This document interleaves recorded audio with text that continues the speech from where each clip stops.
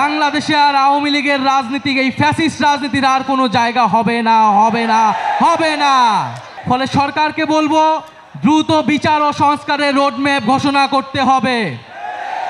জুলাই গণ অভ্যুত্থানের যে আকাঙ্ক্ষা, সেই আকাঙ্ক্ষার জন্য আমরা কারো উপর নির্ভর করতে চাই না। সেই আকাঙ্ক্ষা বাস্তবায়নে আমরা নিজেরাই মাঠে নেমে সেই দাবি বাস্তবায়ন করতে চাই। আজকে আমার পূর্ববর্তী বক্তাগণ কথা বললেন, শহীদ পরিবারের সদস্য বৃন্দ এবং আহতরাও কথা বললেন। সবার কথা থেকেই আমরা স্পষ্ট হয়েছি যে আমাদের এই মুহূর্তের জরুরি দাবিটা কি। যমুনা ইলেকট্রনিক্স ঈদে ডাবল খুশি অফার সিজন 3, যে কোনো পণ্য কিনলেই পাচ্ছেন নিশ্চিত ঈদ উপহার। আমরা সবাই বিচার এবং সংস্কারের কথা বলছি।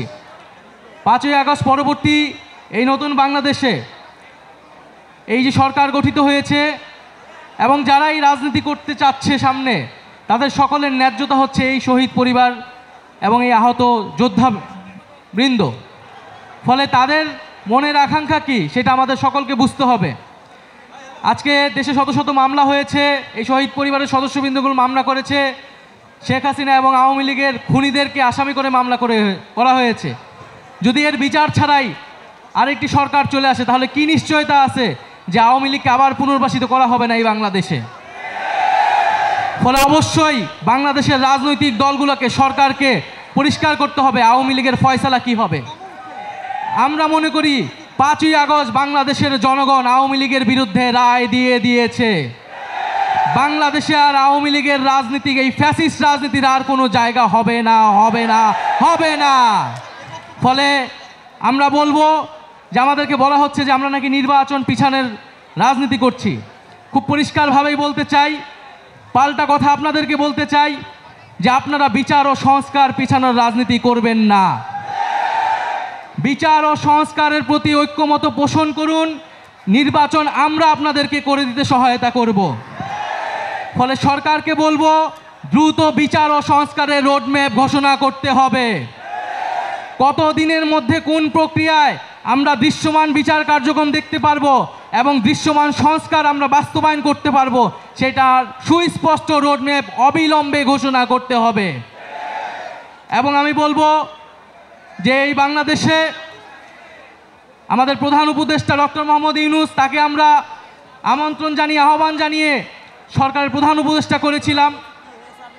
অন্যান্য উপদেষ্টাবৃন্দ রয়েছেন, সেনা প্রধান রয়েছেন, তারা প্রত্যেকেই কিন্তু কমিটমেন্ট দিয়েছিলেন যে মানুষের জানমালের নিরাপত্তা এবং বিচারের দায়িত্ব তারা নিচ্ছেন। ফলে এই কমিটমেন্ট থেকে কিন্তু তারা দূরে সরে যেতে পারবেন না। জনগণের সামনে কিন্তু তাদেরকে দাঁড়াতে হবে। ফলে আমরা কিন্তু কড়ায় গণ্ডায় জবাবদিহিতা নিব যে আমাদের বিচার কতটুকু আদায় হলো, আমাদের সংস্কার কতটুকু আদায় হলো। রাজনৈতিক দলগুলা যদি নির্বাচনের জন্য এতই তাড়াহুড়া করে, ভোট চেতে গেলে কিন্তু সেই জবাবদিহিতা তাদেরকে দিতে হবে। ফলে আমি বলবো যে বাংলাদেশে যে ঐক্যমত প্রতিষ্ঠিত হয়েছে, আমরা সেই ঐক্যমত ধরে রাখতে চাই। আমরা কেউই নির্বাচনের বিরুদ্ধে না, বরং নির্বাচনে অংশগ্রহণ করব বলে আমরা নিজেরাও একটা রাজনৈতিক দল গঠন করেছি। কিন্তু আমরা বলছি যে বিচার, সংস্কার এবং নির্বাচনের ক্ষেত্রে আমরা বলেছি গণপরিষদ নির্বাচন। কারণ এই জুলাই গণ অভ্যুত্থানের মধ্য দিয়ে এই সংবিধান, এই ফ্যাসিস্ট সংবিধান অকার্যকর হয়েছে, ব্যর্থ প্রমাণিত হয়েছে। ফলে জুলাই গণ অভ্যুত্থানকে একটি সাংবিধানিক স্বীকৃতি দিয়ে একটি নতুন একটি সংবিধান এই জাতিকে আমরা উপহার দিয়ে যাব ইনশাল্লাহ। ফলে আজকে আমি আর কথা বাড়াচ্ছি না, আমি রাজপথে এসেছি আপনাদের কাতারে, আপনাদের কথা শোনার জন্য, আপনাদের দাবিগুলো আদায় করার জন্য। আমাদের দেখা হবে, কথা হবে। আর আমরা সবাই যার যার জায়গা থেকে আইন শৃঙ্খলা বাহিনীকে সহায়তা করব।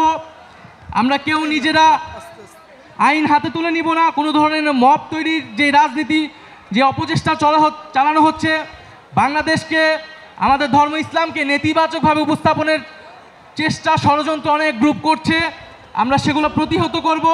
এবং আমরা সম্মিলিতভাবে আমাদের যে দাবি, বিচার, সংস্কার এবং গণপরিষদ নির্বাচনের মাধ্যমে সংবিধান, সেটি আদায়ে খুব দ্রুতই আবার রাজপথে নামবো। আসসালামু আলাইকুম।